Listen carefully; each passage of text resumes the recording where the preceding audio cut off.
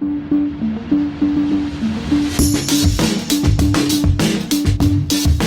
right, welcome to another episode of the Tundra Podcast. We have an exceptional guest, someone who has been in the trenches in the innovation world, Dr. Simon Raby of Mount Royal. He's an associate professor of entrepreneurship and innovation at Mount Royal and a director of the Growth Compass. Please welcome Simon Raby. Simon, thank you for joining us today. Thanks so much, Eric, for inviting me on the show. I'm super excited to be here and to explore innovation. Well, since this is your wheelhouse and there's no one better for us to pick their brain on what's going on in the innovation space than someone who has dedicated their life's work to researching and helping students become more innovative as well. Could you maybe, for our listeners, give a bit of background on the research that you've done in innovation and how that applies to the ecosystem? Yeah, 100%. When I first landed in Canada in sort of 2015, and I know you and I met, Eric, around the presentation of some key results that I'd just conducted across the province. So I conducted the first ever large-scale survey and a set of interviews with high-growth companies. We call them high-impact firms. It's one of the labels that BDC actually gives to these sorts of organizations. But they're the kind of organizations that are not only achieving growth in revenues and profits, they're also achieving diversification in what they're choosing to do from an innovation perspective, from a geographical market perspective. And so we wanted to really understand more about the leaders of those organizations. What is it that those leaders do differently? And what sets them apart from organizations and leaders that lead organizations that are underperforming? So we published a range of work around that space. We call it the Leaders Growth Mindset. Your listeners can download a free report online to look at actually what the leaders growth mindset is and actually, how they could emulate more of being that leaders growth mindset. In terms of the areas of that leaders growth mindset, one particular component which your listeners will be interested in is called the Value Identifier.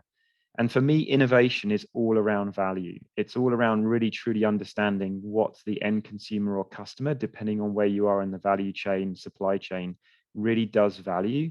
And so really breaking down that value and thinking about that. So for me, that's where it starts. And then building that back into your business model. Are you delivering on value through every part of how you work with your customers and clients?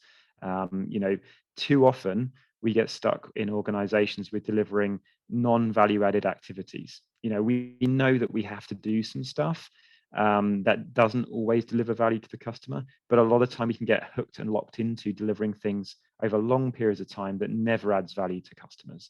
So I think really thinking about what those key components are is essential moving forward, because resources are finite. We're living in a world now where we're all constrained. We're constrained with the economy. We're constrained with actually the investment we can make to go to new markets and develop new products and services. So we need to be just focusing on what exactly we must do for the customer, not always these nice to haves, but these must haves.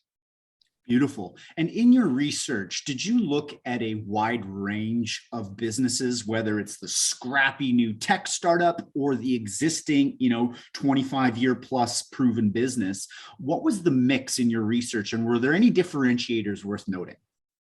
Yeah, really good point. A lot of the research that I focus on tends to be on established organizations. It's an area that tends to be under-researched. When you talk about the tech sort of side of things, startup companies and tech companies tend to be sexy. It's the media picks them up. So we tend to look towards those sort of organizations for innovation and growth. But the reality is you can find growth and high growth firms in all sectors. Technology firms actually make up very few firms when it comes to the high growth sort of status of organizations. And so from my perspective, I actually focus on a broad range of established organizations. So my sweet spot would be, when you look at Alberta, 99% of organizations are under 100 employees in size. Wow. Okay, so that's 99%. 96% of private sector employees are employed in those organizations. So there's a lot of small established organizations that are working in the province that need support, but also are looking to innovate. You can only get so far by working in your local geographical market with your initial product or service you took to market. It's all about, well, how do you now catalyze that new growth episode? So a lot of our conversation, particularly in our field, starts to talk about, well, what is a growth episode? Growth is not sustainable. So a lot of us will think that, these high growth episodes we experience, that they're going to continue on and on and on. You look at the likes of a Tesla, it's like, it's just constant growth, but that's not normal. And actually that's not something that typical firms experience. Typical firms experience a growth episode of between 3 to 6 years, and only about 15%, so that's about 1 in 7, 1 in 8 firms ever repeat a growth episode. So most firms only have one episode when they start up, they have a growth episode, and then they reach a ceiling. And so finding ways to catalyze a new episode in an established organization is essential. And that means not just innovation, that means growth strategy and how you link innovation into that strategy. So for me, there's a whole range of parts around that and thinking around that leaders of small, medium enterprises across the province need to think about. Very interesting. And in your research, how important have you found corporate culture to be in terms of being growth mindset and being an innovative company? How much does culture have to do with it? Huge. It's everything. When you look at the social dynamics in organizations, if you have a leader that is a leader who has always come up with the ideas, or who, when they speak, he or she, everyone else listens, you find that in the future, all the ideas need to come from that individual. People aren't necessarily empowered within the organization to bring forward ideas. That's a big challenge. So the social dynamics and the power dynamics and relations in organizations can ultimately impact to what extent others are coming forward with ideas. We know as leaders, a lot of the time, we might have employees knocking on our door looking for answers. Where we want to get to is we want ultimately to get to those employees coming to us with solutions. And so finding ways to empower employees is really, really important. I'd say leadership is an essential part, but it links heavily to culture. Another component is process. So too often in organizations, we don't have an innovation process. Innovation is a process. It has phases, it has steps that you can take. You can have a methodology around innovation. However, without that, it's very, very challenging to actually innovate. So if there isn't a process, employees really don't know how they can contribute. They don't really know which part of the innovation process they can work in. Is it the ideation process at the front end of innovation, which is all about coming up with new thinking, new ways of thinking, identifying problems? Or is it actually you need employees at the back end of innovation, which is more around execution?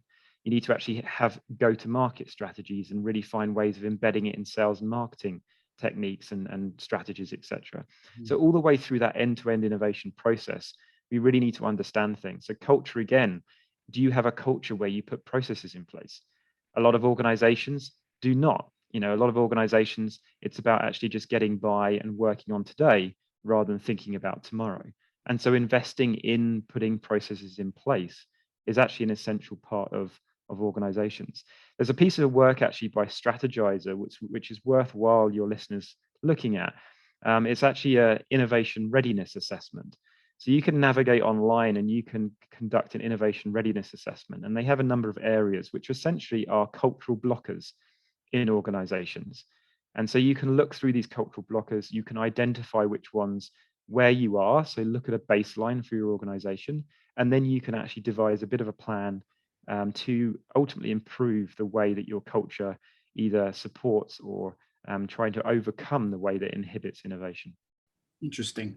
So would you say that your definition of innovation has changed over the duration of your research? And have you had any insights that, we usually think of innovation as a boxed word that gets used a lot. Has your definition changed over your research? I would say it has. I mean, when I think back to a lot of the debates that you have with individuals about innovation, people will, I would say, conflate the topic of innovation with invention. And so what tends to happen is we think about it's coming up with shiny new things. It's like it's the brand new thing that no one's ever seen before, and it's often highly technology oriented. And that's what we think innovation is. And the trouble is with that is if that is what innovation is, then very few organizations can do it. The reality is innovation is far more broader than that. And it's not just invention. So if you look at, I tell one particular sort of story in classes I teach, but one is around Edison. So you will know who Edison is. Edison came up with the electric car. He invented the electric car back in 1912. Around that time, the Model 4T was obviously coming into popular parlance with Ford Motor Company, but it had a combustion engine. It was too slow for Edison to bring that battery car to market. And in the end, the combustion engine won out. Now we're 110 years on, and we're saying, well, wouldn't it be great to have a battery powered vehicle? The reality is with Edison is that he was so far forward thinking, there wasn't the infrastructure back then anyway to have charged the vehicles, let alone to work with them. It in the end took him 35 years to take that battery, the Edison battery, into production, and particularly in the mining sector. So back in the 40s and 50s, if you went down into a mine, you'd be wearing an Edison lamp on your head with a battery. And that's how it ended up being commercialized. But it took him 35 years.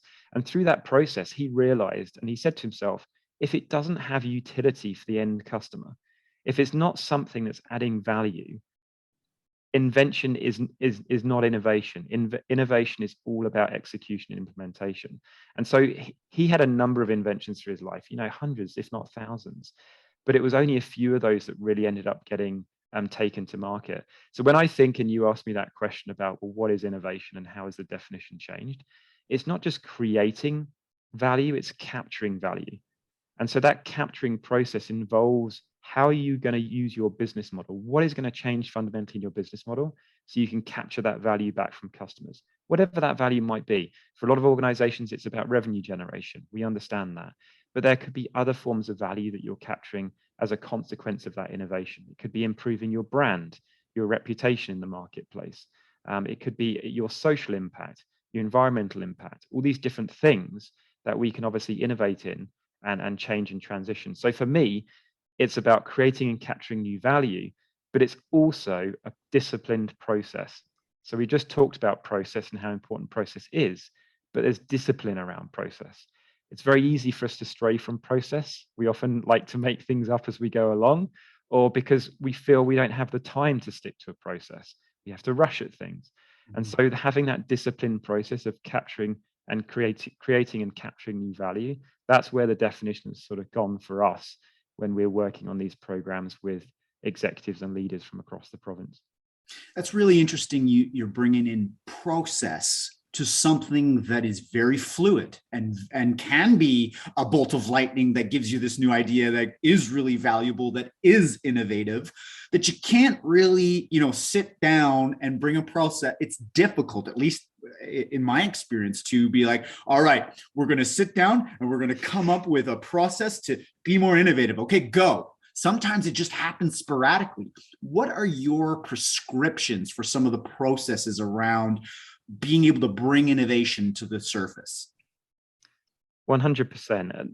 What you're alluding to there, Eric, is it's the early phases of innovation. You're alluding to ideation processes, and ideation happens for people in different ways. Like you could be out on a cycling ride and you could suddenly have an idea come to you. And often that's the case is when we give ourselves the time aside to the day-to-day management of the organization, these ideas come to us. So the first step is actually, how do I allow myself that time? How do I give myself the permission to have time not working just in the business, but also working on the business? That's an analogy that's used time and time again for leaders that get stuck in the day-to-day operations and tactics of an organization. So when you're talking about ideation processes, there's lots of ways to ideate. There's lots of ways to work with others to ideate. What I would say in the early phase of innovation, it's about problem identification. Okay, so again, too often we might jump to an idea. What an idea essentially is a solution. And you're trying to then ideate a solution before you even know the problem you're solving. So fundamentally, you need to start with, well, what is that problem? And you need to identify the problem. And when you identify a problem, and you might say to me, Tundra has this problem. The minute you've said that to me, it's an assumption. You're making an assumption. You're making an assumption that that's the problem that your customers have. And so when we go back to what we were saying earlier about value and customers, we need to actually test those assumptions. And so customer discovery processes involve, interviews with people. They involve surveys, but how can we test that problem that we believe exists, we believe it's a pain for the customer, but at how big a pain is it? And what is it they're going to gain from us if we were to solve that for them? And so there's a whole range of problem identification and also problem generation sort of processes that you can work on. Beyond that, once you've validated, as we say, validated the problem, you can then start to ideate solutions. So focus on then ideating the solution, but again, you have to test the solution. And so you need to again run testing processes in the marketplace with individuals, consumers who are ultimately going to be those end consumers or customers. And then there's a whole range of work with go-to-market, clearly. So fundamentally, and again, this is a strategizer tool which your readers may well be interested in, but they have 3 levels in strategizer. The first sort of level is this problem fit.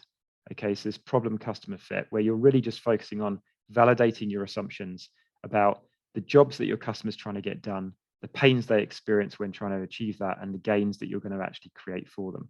So you need to get a fit between what your customer actually has and what the problem actually is. Then you start moving up to problem market fit. People have heard that, where actually it's about the fit between your solving of that problem and the marketplace. And so when you get that fit, you start to gain traction. That traction starts to be experienced because people start buying stuff. So once they start buying stuff, you go, yeah, we've got traction. But someone buying 1 or 2 of something is not 100% traction. It's not where you need to get to. And so this notion of business model fit, fundamentally, this third level is where you actually have this ongoing traction. And so a lot of your organizations would have business model fit with some established products or services. But if they're launching a new product or service, they'll have to go through those earlier stages, which are uncomfortable, because it feels like, we want to put the accelerator down 100% from day one and sell all of these different products, but we have to go through a process of testing, iteration, and there's a lot of ambiguity that's associated with that, because who knows what comes out of innovation processes? Like you're saying, you can't control them. We talk about those processes being a bit like riding the waves in the rapids. Okay, you're in that raft with your team. You're riding the rapids. You want to try and go over to that bank, but sometimes the rapids will carry you further down somewhere else. You will end up somewhere, and it'll probably be a good place if you keep investing and keep paddling, but you can't always fight against the waves. So you have to think about innovation like that. You're constantly grappling with it. It's not something you can always control, but there are processes, tools, and templates that you can bring into the process to help you with it. Beautiful. And in your research, you've obviously done a deep dive on if you were almost to sequence the genetic code of a high growth mindset, what other key pillars stand out or stood out to those high growth companies that others could potentially emulate? For sure. I mean, one of the things I would say is just, go and take a read of the report. And there's a whole range of other work that we're obviously constantly sort of releasing to the marketplace. So most recently, we've just released a report on global growth programs. So we actually interviewed a bunch of founders and CEOs and executives who had attended these growth programs that exist across the country. So you see them in Canada, you see them in the UK, you see them in the US, but where you typically are a participant coming to a strategic growth program and you're participating in this and you're undertaking a change in your leadership style, but also a change in the way that you work with strategy in the organization. So there's a whole range of findings in there which are interesting to look at in terms of what is it that leaders need to focus on as they're scaling their businesses. What are those key components that leaders need to work on? When we worked on the leaders' growth mindset components, it was not only value identification and constantly tweaking the business model. So we sort of view business owners as a bit like these great eagles that are sort of soaring above the business model, and they're sort of diving down to tweak something as and when it needs to be tweaked. Okay, but they need to constantly think of the whole business model in that sense. The other components were to do with strategy shaping. So how is it you're shaping strategy? You're giving yourself time to shape strategy. So this is about creating a growth strategy, but also executing on it effectively. And we also had the culture crafter as well. And so you've already raised about culture and how important culture is. But we had this about what do you create for organizations? What are the values that you have in your organization? And so there's a whole component around working with employees, engaging employees around that as well. So that was the leader's growth mindset, but there are lots of things that you need to focus on in organizations. And happy to discuss that some more. Great. Now I know you've been with Mount Royal for about 4 years, and you've run a lot of classes, and I've been fortunate enough to be a guest lecturer in a few of them. So I've seen the work that you're doing with these students, not just putting up things on the whiteboard, getting them to regurgitate it for a test and then moving on. They're actually working with real world companies that have real world challenges, looking to innovate in certain areas. Could you maybe touch on the importance of application in education, especially when it comes to entrepreneurship and innovation? 100%. I mean, when you think of innovation entrepreneurship classes, they are experiential. I mean, we use that word. And what that means is that you're working on something. You're not just looking at a textbook. You can't learn innovation entrepreneurship from a textbook. And so what differs with classes like the ones that we run, therefore, and you have these at other universities, is it's about actually creating experiences for students. And it's about how do you create those experiences for students. So it is the application. It's taking a thought. So how do you go and identify a problem? And it's actually about going and identifying that problem. So we challenge them to go and do that. When it comes to things like innovation programs, we have a program called the Innovation Accelerator, which we've had companies obviously attend in the past. And we have students, teams that actually work alongside in parallel with these company teams. And so what you find is you match them together and you run through. We have 4 phases within the innovation process that we work with them on. And they therefore have sprints. They have 3-week sprints where the students actually understand some stuff about the company, go away and conduct some research and analysis, come back, present that to the company come on a module, work on the company stuff, make some decisions, and then raise a bunch of other questions that then the students in the next sprint need to help them resolve. Now, that kind of program is very unique globally. Very rarely do you find what would traditionally be called executive education being paralleled with student undergraduate programming. But what we find is that you get all of that excellent research support from students. Companies have, again, finite resources. We know that they need to find ways to draw in that expertise from outside. And what that's also led to in the future is we've funded execution interns, as we call them. So after that program, these students actually get funded for a small amount of time, say 80 hours, to conduct an initial internship with the company to continue that go-to-market process from innovation. And that then leads often to employment. Because what you find is it's a bit like a protracted recruitment process for companies. And so by the time that that's sort of finished, the companies are thinking, actually, we need this chap or this girl around for a little bit longer.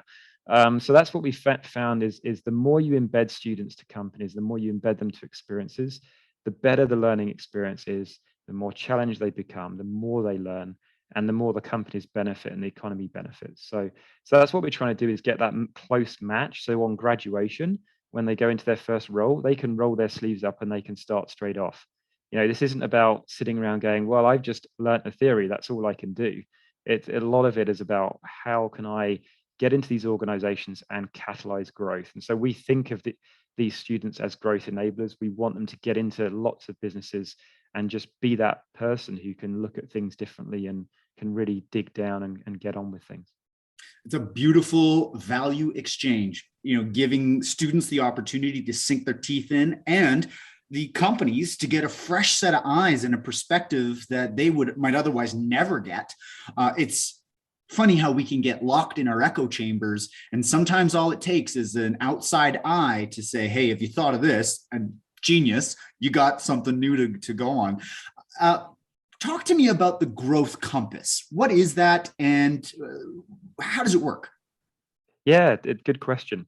Growth Compass was an initiative we set up on the back of that research when we first met Eric. So when we were talking about the leader's growth mindset, what we started to recognize was that there wasn't actually, a go-to place in the province of Alberta where if you were fascinated or interested and passionate about scaling your organization, where do you go? And so we wanted to create this strategic initiative, which is one headed out of the Institute for Innovation and Entrepreneurship at Mount Royal at the moment, that actually focuses on evidence around scaling and growing organizations. And so we have 2 key verticals at the Growth Compass.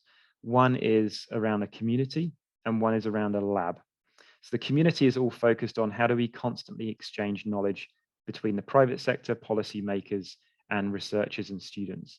And so what that means is we'll run roundtables where we'll facilitate those conversations. We'll publish points of view to industry.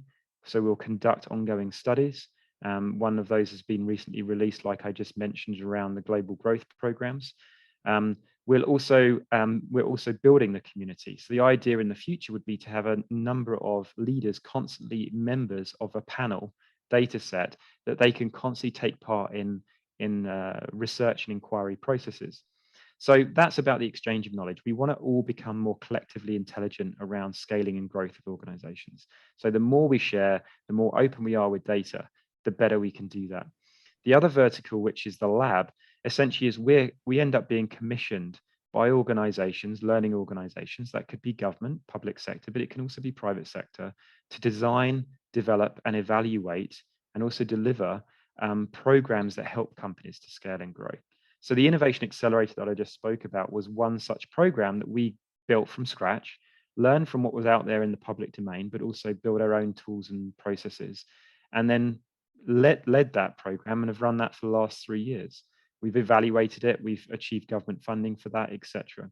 We also have the Growth Catalyst program.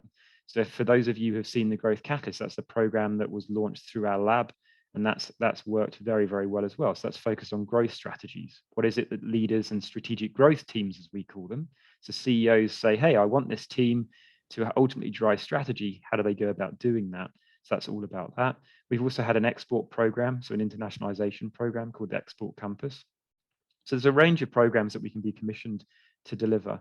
And obviously all of that then feeds back into the community, and the community work feeds back into the program. So think about it as that constant looping process between those two worlds, so that we're constantly applying things in practice and connecting students and companies always together. So that's what the Growth Compass is, and we're building it up and have been building it up. And yeah, it's been a fantastic initiative to be a part of. That's incredible. And what a pillar inside the innovation ecosystem that, like you said, connecting great students with awesome companies and helping teams catalyze their growth strategies. Simon, thank you for everything that you do. If somebody wants to learn more about anything that we've talked about, whether it be the Growth Compass or any of the other programs that Mount Royal offers, where can they go and who can they get in touch with? For sure. I mean, they can contact me directly. So my email is sraby, R-A-B-Y, @mtroyal.ca. They could go to the Growth Compass website, which is literally growthcompass.org. And they can also just Google the Institute for Innovation Entrepreneurship at Mount Royal, and you'll get through to various different processes, and you'll be able to find me and track me down, that's for sure. Feel free to link in as well. I'm often on that platform, and yeah, delighted to have further conversations in the future. Thanks a lot. Thanks a lot, Eric, for hosting me. Oh, this has been a great pleasure. And for anyone listening that has an entrepreneurial minded young son or daughter that's thinking about getting into entrepreneurship, be sure to check out the program at Mount Royal. I've seen it for myself. I can personally validate that it is an incredible program of experiential learning where your students are going to get out and literally try ideas, work with companies. I cannot be more excited about the programs that you guys are running and cranking out entrepreneurial, innovative students on the regular. So if you are wanting to learn more, be sure to check out these programs, because I tell you, I've met your students, and I've even know personally some of them that have gone on to start businesses. And I think you might underestimate the impact that you've had on your students. And I've had feedbacks saying the same, that, if I didn't take this course at Mount Royal, I wouldn't be running my own business right now. Fantastic. Well, it's great to hear that. Having consumer feedback is always good, and when we're talking about innovation. So that's good to hear. And yeah, thanks a lot for hosting, Eric. And yeah, have a great rest of the day. You bet. Thank you so much. We'll be in touch. Cheers. Bye.